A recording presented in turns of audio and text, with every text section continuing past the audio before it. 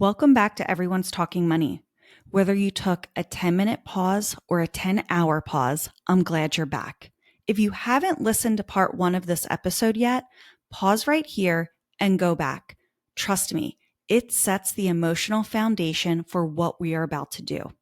Because in part one, we named the lie that your self-worth is somehow measured by your bank account. We dug into where that belief comes from and how it shows up in our day-to-day money decisions and the very real emotional cost of living that way. Now, in part two, we are getting tactical. This is where we separate the math from the meaning. I'm walking you through the separation process, 4 steps to start rewiring your relationship with money from the inside out.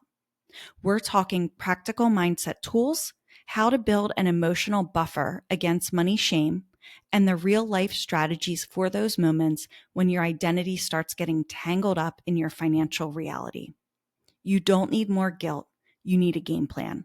And that's exactly why this part of the episode delivers. So take a deep breath, grab a pen, or just let it wash over you. Either way, let's pick up where we left off and start putting this into practice.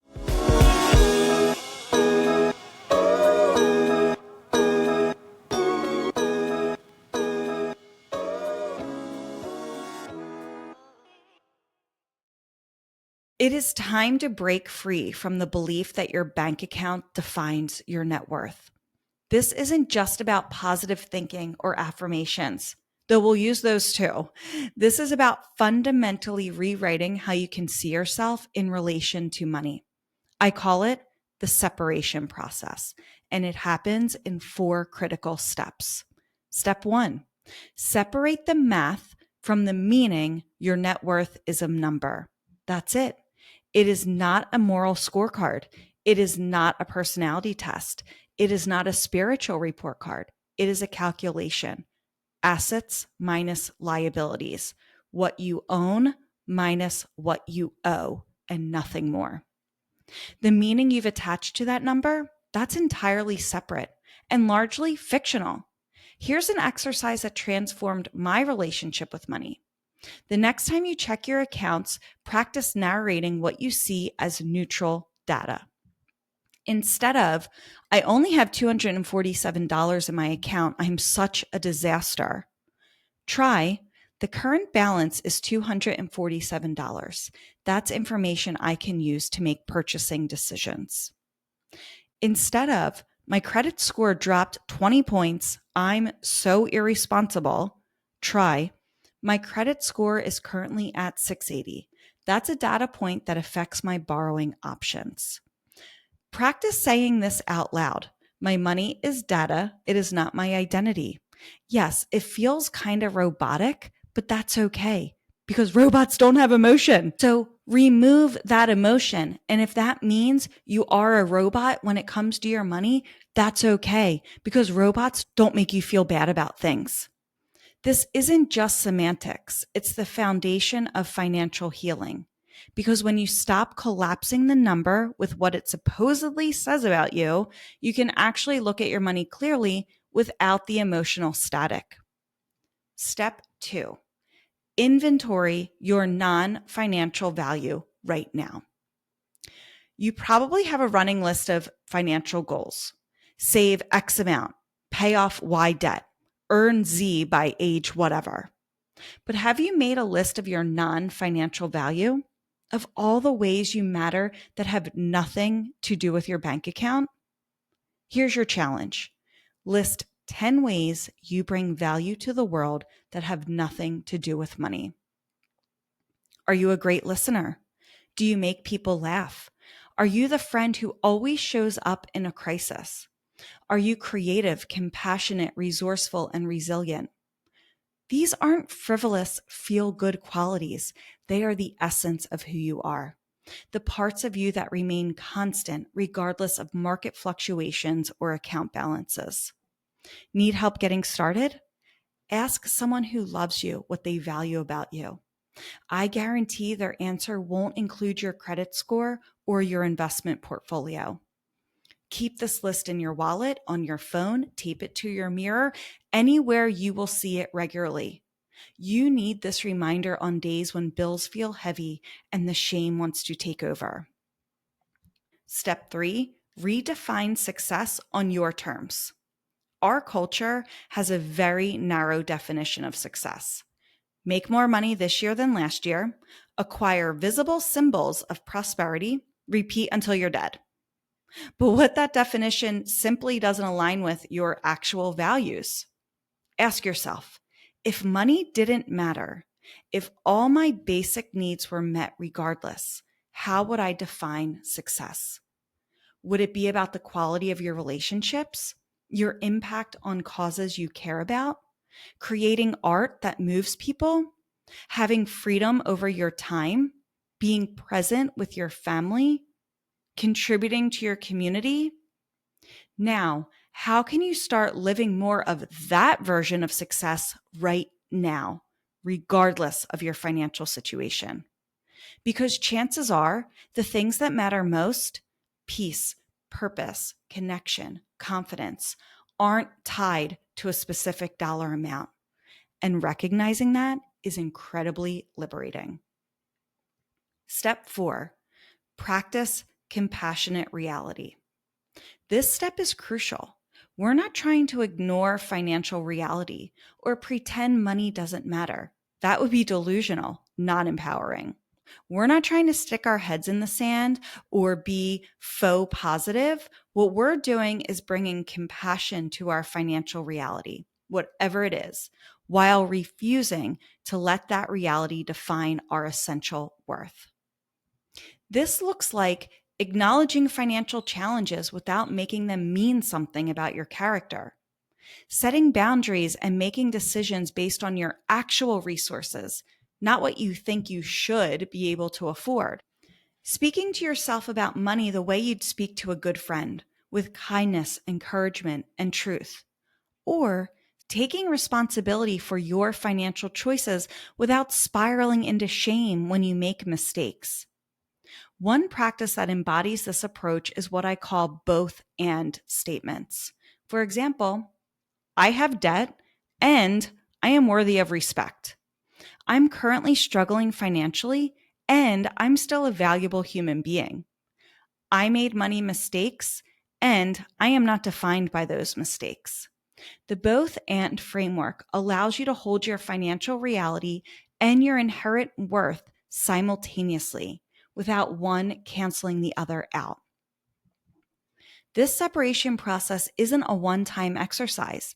It's an ongoing practice. You'll have days where you slip back into old patterns of thinking. That's normal. Just notice when it happens, gently redirect yourself, course correct, and keep going. Remember, you're unwinding years, possibly decades of conditioning that told you your bank account and your value were one and the same. Be patient with yourself as you learn this new way of thinking.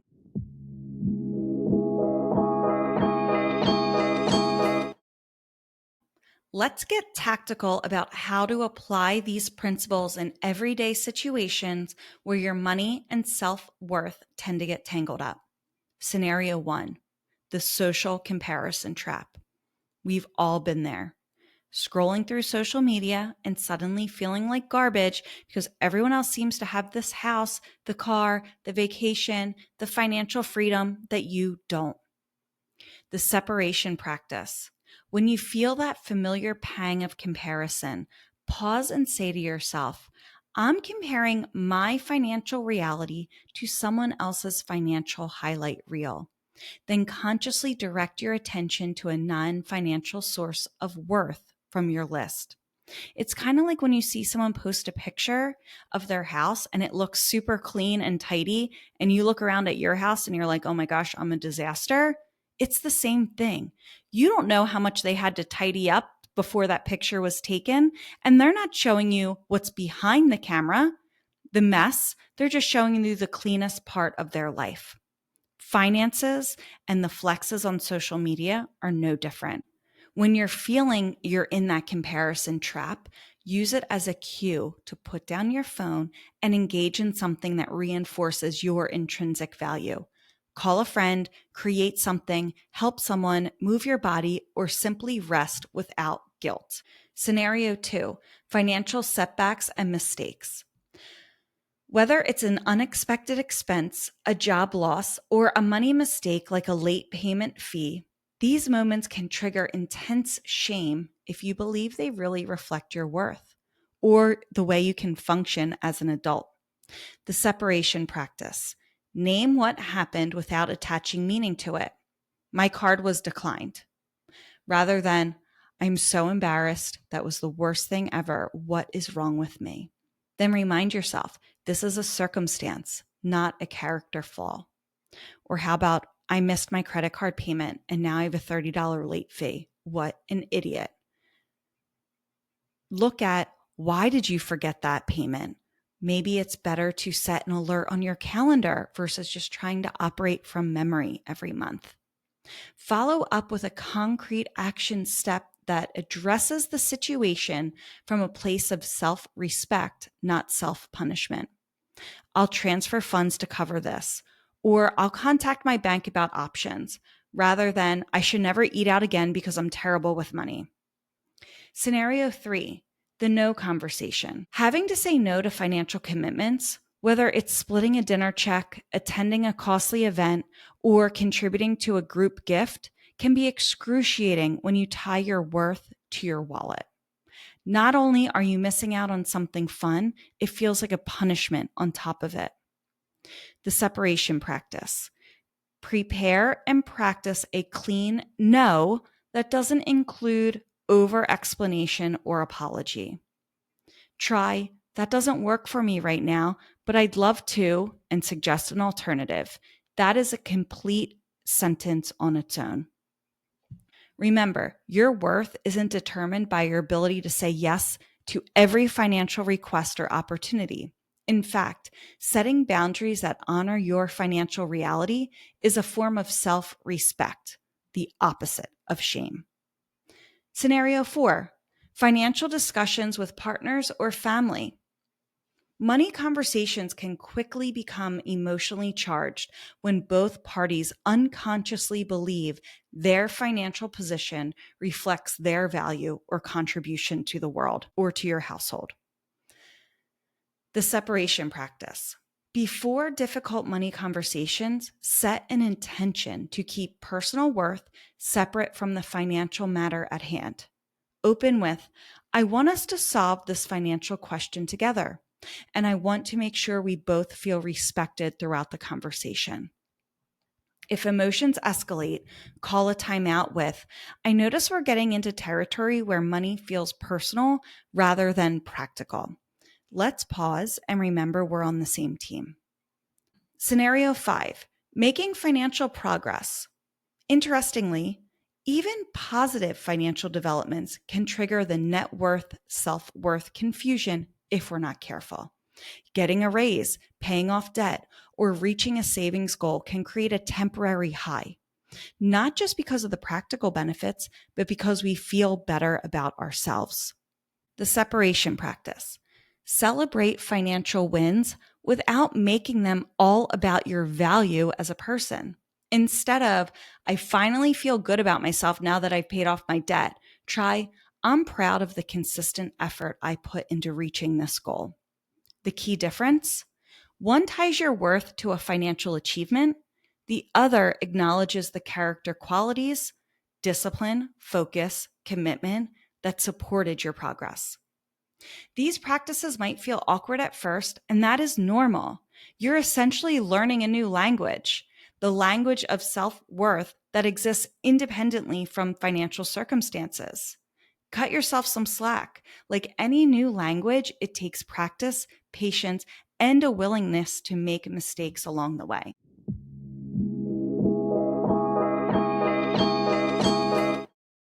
One of the most practical ways to separate your net worth from your self-worth is to create what I call a self-worth buffer. Try saying that 3 times. Daily practices that strengthen your sense of value independent of financial circumstances. Think of it like this. The stronger your internal sense of worth becomes, the less vulnerable you are to letting money define you. It's like building an emotional immune system that can withstand financial fluctuations without spiraling into an identity crisis. Here are 5 practices to build into your daily life. First, start and end your day with a self-worth confirmation. Not a generic affirmation you found online, but a personally meaningful statement that reminds you of your intrinsic value. Mine is simple. My worth is inherent. It doesn't increase with success or decrease with struggle. Find one that resonates deeply for you and make it the first and last thought of your day. Secondly, regularly engage in activities where money is irrelevant to your performance or your contribution. This might be creative expression, physical movement, meaningful conversations, volunteering, learning, or any pursuit where your participation isn't measured by financial metrics. These experiences remind you that vast areas of human existence operate outside of the economy of financial worth. Third, cultivate relationships that value you for who you are, not what you have and not what you make. We unconsciously absorb the ways others value us. If you're surrounded by people who primarily respect financial achievement, you're going to internalize that measuring stick and you're never going to feel good enough. Deliberately nurture connections with people who appreciate your humor, your insight, kindness, creativity, those priceless parts of you. Fourth, practice receiving compliments that have nothing to do with money or financial success. Many of us get uncomfortable when praised for qualities like kindness, creativity, or wisdom. We've been conditioned to value tangible achievements more highly. When someone acknowledges a non-financial quality of you, resist the urge to deflect. Simply say thank you and let it sink in. Finally, create a worth resume that documents ways you've added value that aren't reflected on your financial statements. Include moments you supported a friend through crisis, made someone laugh when they needed it, created something meaningful, stood up for a principle, showed courage, extended compassion, or learned from a mistake. And update it regularly, especially when financial insecurity tries to convince you that your worth is questionable. These practices aren't indulgent or frivolous. They're strategic investments into your psychological well-being. Because when your sense of value is anchored in who you are rather than what you have, financial challenges remain just that, challenges to solve, not existential threats to your worth. The ultimate goal isn't to become indifferent to your finances. It's to care for your money without making it mean something about your value as a human being. To use money as the tool it is, rather than the identity measurement it was never meant to be. Let's zoom out and look at the bigger picture. What does it actually look like to live with financial clarity that isn't clouded by self-worth confusion? How does separating your net worth from your self-worth transform your entire financial journey? First, you make decisions from wisdom rather than wounds.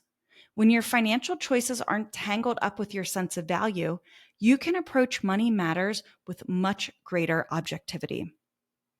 You can look at your spending patterns and ask, is this aligned with my priorities? Rather than, what does this say about me? You can face debt and ask, what is the most strategic approach to addressing this? Rather than, how did I let myself become this kind of person? The difference is profound. One approach leads to practical solutions. The other keeps you stuck in shame cycles. Second, you develop genuine financial resilience, not just the ability to bounce back from setbacks, but the capacity to face financial reality without your emotional well-being completely collapsing. When a job loss, medical bill, or economic downturn doesn't threaten your core sense of worth, you free up enormous psychological resources to actually address the situation. Instead of energy draining into shame spirals or worst off, avoiding, it can flow towards problem solving and adaptation. Third, you experience success differently. Financial achievements become something you accomplish, not something you are. This distinction is crucial because it allows you to celebrate progress without making your emotional stability dependent on continuous financial growth. It also means you don't need to reach some mythical number in your account to finally feel at peace with yourself. You can pursue financial goals from a place of self-worth rather than seeking self-worth through a financial goal. Fourth, you can be honest about where you are without shame. When your finances don't define you, you can look at your situation with radical honesty. No more magical thinking. No more avoidance. No more pretending things are fine when they certainly are not. This honesty is the foundation of genuine financial change. You can seek help when you need it, learn what you don't know, and make incremental progress without the weight of shame holding you back. Fifth, and perhaps most importantly, you create space for a relationship with money based on values rather than validation. When money is no longer responsible for maintaining your self-image, you can ask much deeper questions about what you actually want it to do in your life. Beyond the basics of survival, what does money mean to you? Security, freedom, the ability to be generous, creative expression, impact on causes you care about, adventure, experiences? These value-based relationships with money are infinitely more satisfying than pursuit of money itself. They connect your financial choices to what genuinely matters to you, not an endless treadmill of proving your worth. I see this transformation all the time in my work. People come to me thinking that they need tactical financial advice, when what they really need is liberation from the belief that their bank account reflects their value. Once that liberation happens, they often find many of their financial challenges become more manageable. Not because the numbers magically change, but because they're approaching those numbers with clarity instead of shame. I remember working with a client who was making well above six figures, but constantly felt like a financial failure. No amount of budgeting advice helped because her issue wasn't actually about money. It was about her self-worth. She grew up in a family where financial success was the only acceptable form of achievement, and she internalized that metric completely. Our work together wasn't about changing her spending habits. It was about expanding her definition of success beyond the financial. As she recognized and valued other aspects of herself, her creativity, her relationships, her impact on her community, her anxiety around money decreased dramatically. She still had financial goals, of course, but they no longer carried the weight of determining her value as a person. That is the transformation I want for you, friends. Not just better financial habits, but a fundamental shift in how you see yourself in relation to money. Because when your worth is no longer on the line with every dollar earned or spent, you gain something more valuable than any amount in your accounts.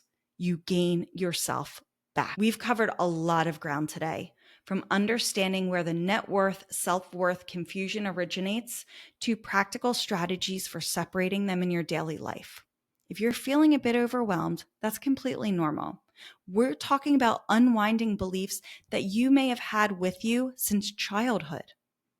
But let's bring it home with this financial truth. You are not your bank balance. You are not your debt. You are not your income, and you are not your net worth. You are a complex, valuable, worthy human being whose existence cannot be quantified on a spreadsheet. This does not mean your finances don't matter. They absolutely do. Money affects your choices, your security, your opportunities, but it doesn't determine your fundamental value as a person. The journey of separating your net worth from your self-worth isn't about denying financial reality. It's about putting money in its proper place as a tool to be managed, not an identity to be defended. You don't need to get it perfect. You don't need to never worry about money again. You just need to remember, especially in those difficult financial moments, that what's happening with your money isn't happening to your worth. And if nobody's told you this lately, let me be the first. You are enough right now, as is, with the bank account you currently have, with the debt you may be carrying, with the financial mistakes in your past and the financial uncertainties in your future. You are and always have been worthy of respect, dignity, and love, including from yourself, regardless of your financial circumstances. Money is a tool, and you are the treasure.